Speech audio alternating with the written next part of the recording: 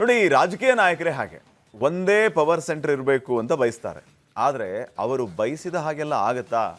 ಒಂದೇ power centre ಇರಬಾರ್ದು ಅಂತ ಅವರ ಹಿಂದೆ ಮುಂದೆ ಇರೋರೇ ಹೆಚ್ಚುವರಿ ಶಕ್ತಿ ಕೇಂದ್ರ ಸ್ಥಾಪಿಸಲಿಕ್ಕೆ ಓಡಾಡ್ತಾರೆ. ಸಂಪುಟ ವಿಸ್ತರಣೆಯ ಚರ್ಚೆಯ ಮಧ್ಯೆ ಪವರ್ ಸೆಂಟರ್ಗಳು ಅಕ್ಕಪಕ್ಕ ಸೃಷ್ಟಿಯಾಗುವ ಸುದ್ದಿಯೂ ಕೂಡ ಒಳನೋಟಕ್ಕೆ ಕಂಡಿದೆ.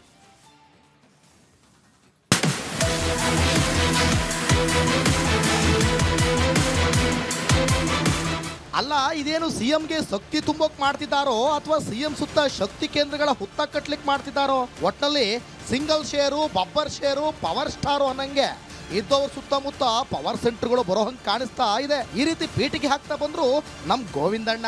ದಿಲ್ಲಿಯಿಂದ ಬಂದಿಳಿದ ನಮ್ ಗೋವಿಂದಣ್ಣನ ಕಿವಿಗೆ ಅಲ್ಲೇನೋ ಬಲವಾದ ಗುಸುಗುಸು ಬಿದ್ದಿದೆ ಅನ್ನೋದು ಗ್ಯಾರಂಟಿ ಆದ್ಮೇಲೆ ನಾವು ಬಿಡೋದುಂಟೆ. ಕೇಳ್ಬಿಟ್ವಿ, ಅರೆ ಗೋವಿಂದಣ್ಣ, ಅದ್ ಏನದು ಸಿಂಗಲ್ ಶೇರು, ಬಬ್ಬರ್ ಶೇರು ಅಂತ ಯಾರನ್ನ ಪ್ರಾಣಿ ಹೋಲಿಸ್ತಾ ಇದೀರಿ? ಅದಿರ್ಲಿ, ಈಗ ಹೊಸದಾಗಿ ಹುಟ್ಟೋ ಪವರ್ ಸೆಂಟರ್ ಯಾವ್ದು ಗೋವಿಂದಣ್ಣ ಅಂತ ಕೇಳಿದಾಗ ಬಾಯಿ ಬಿಟ್ರು ನೋಡಿ, ದಿಲ್ಲಿಲಿ ಕಿವಿಗೆ ಬಿದ್ದ ಶಕ್ತಿ ಕೇಂದ್ರಗಳ ಗುಸುಗುಸು.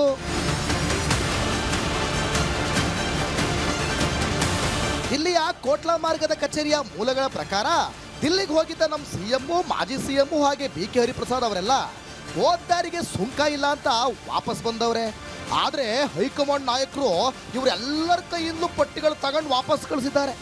ಈಗ ಆ ಪಟ್ಟಿಯಲ್ಲಿ DCM ಪಟ್ಟದ ಪಟ್ಟಿನ ಗುಟ್ಟು ರಟ್ಟಾಗೈತೆ.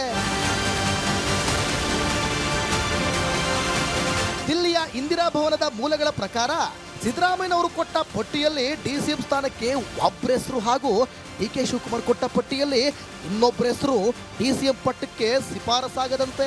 ಅದು ಯಾರ ಹೆಸರು ಶಿಫಾರಸಾಗಿದೆ ಅಂದ್ರೆ, ಸಿದ್ದರಾಮಯ್ಯನವರ ಪಟ್ಟಿಯಲ್ಲಿ ಲಿಂಗಾಯತ ಸಮುದಾಯದ MB ಪಾಟೀಲ್ ಹಾಗೂ DK ಶಿವಕುಮಾರ್ ಪಟ್ಟಿಯಲ್ಲಿ ಪರಿಶಿಷ್ಟ ಪಂಗಡದ ಸತೀಶ್ ಜಾರಕಿಹೊಳಿ ಅವರ ಹೆಸರನ್ನ ಉಪಮುಖ್ಯಮಂತ್ರಿ ಪಟ್ಟಕ್ಕೆ ಗುಟ್ಟಾಗಿ ಶಿಫಾರಸು ಮಾಡಿರೋದನ್ನ ಕೋಟ್ಲಾ ಮಾರ್ಗದ ಕಚೇರಿಯ ಮೂಲಗಳು ಖಚಿತಪಡಿಸಿವೆ. ವಿಧಾನಸೌಧದ ಮೂಲಗಳ ಪ್ರಕಾರ KPCC ಅಧ್ಯಕ್ಷ ಪಟ್ಟದ ಮೇಲೆ ಕಣ್ಣಿಟ್ಟಿದ್ದ ಸತೀಶ್ ಜಾರಕಿಹೊಳಿ ಅದು ಕೈ ತಪ್ಪಿದ ನಂತರ KPCC ಪ್ರಚಾರದ ಸಮಿತಿಯ ಅಧ್ಯಕ್ಷ ಸ್ಥಾನಕ್ಕೆ ಪ್ರಯತ್ನ ನಡೆಸಿದ್ರು.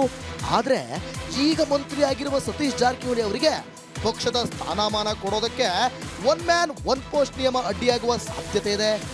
ಈ ಕಾರಣದಿಂದ ಸತೀಶ್ ಹೆಸರು DCM ಸ್ಥಾನಕ್ಕೆ ಶಿಫಾರಸಾಗಿರುವ ಸಾಧ್ಯತೆ ಇದೆ ಎನ್ನುತ್ತಿವೆ ಖಚಿತ ಮೂಲಗಳು. ಇತ್ತ MB ಪಾಟೀಲ್ರೇ ಹೇಳ್ಕೊಂಡಂತೆ ಅವ್ರ ಹೆಸರು KPCC ಅಧ್ಯಕ್ಷ ಪಟ್ಟಕ್ಕೆ ಹಲವು ಬಾರಿ ಶಿಫಾರಸಾಗಿತ್ತು. ಈ ಬಾರಿಯೂ ಕಾಂಗ್ರೆಸ್ ರಾಜ್ಯಾಧ್ಯಕ್ಷ ಸ್ಥಾನಕ್ಕೆ MB ಪಾಟೀಲ್ರ ಹೆಸರು ಚರ್ಚೆಗೆ ಬಂದಿತ್ತು. ಆದ್ರೆ ಕಡೆಯ ಕ್ಷಣದಲ್ಲಿ ರೇಸ್ನಲ್ಲೇ ಇರಿದಿದ್ದ BK ಹರಿಪ್ರಸಾದ್ ಅವರು KPCC ಅಧ್ಯಕ್ಷರಾದ ಕಾರಣ ಈಗ MB ಪಾಟೀಲ್ರ ಹೆಸರನ್ನ DCM ಸ್ಥಾನಕ್ಕೆ ಸಿದ್ದರಾಮಯ್ಯ ಶಿಫಾರಸು ಮಾಡಿದ್ದಾರೆ ಎನ್ನುತ್ತಿವೆ ಸರ್ಕಾರಿ ನಿವಾಸ ಕಾವೇರಿಯ ಮೂಲಗಳು. ಇಲ್ಲಿ ಮೂಲಗಳ ಪ್ರಕಾರ ಮಂತ್ರಿಮಂಡಲ ವಿಸ್ತರಣೆಯೇ ವಿಳಂಬ. ಆದ್ರೆ ವರಿಷ್ಠರ ಕೈಗೆ ಗುಟ್ಟಾಗಿ ಸೇರಿರುವ ಪಟ್ಟಿ ರಟ್ಟಾಗ್ತೈತೆ. ಹೀಗೆ ರಟ್ಟಾದ ಪಟ್ಟಿಗೆ ಗುಟ್ಟಾಗಿ ಹಾಕಿರುವ ಪಟ್ಟದ ಪಟ್ಟಿನ ಗುಟ್ಟನ್ನ ರಟ್ಟು ಮಾಡಿದ್ದು ನಮ್ಮ ಒಳನೋಟಕ್ಕೆ ಕಂಡೈತೆ ನೋಡ್ರಿ.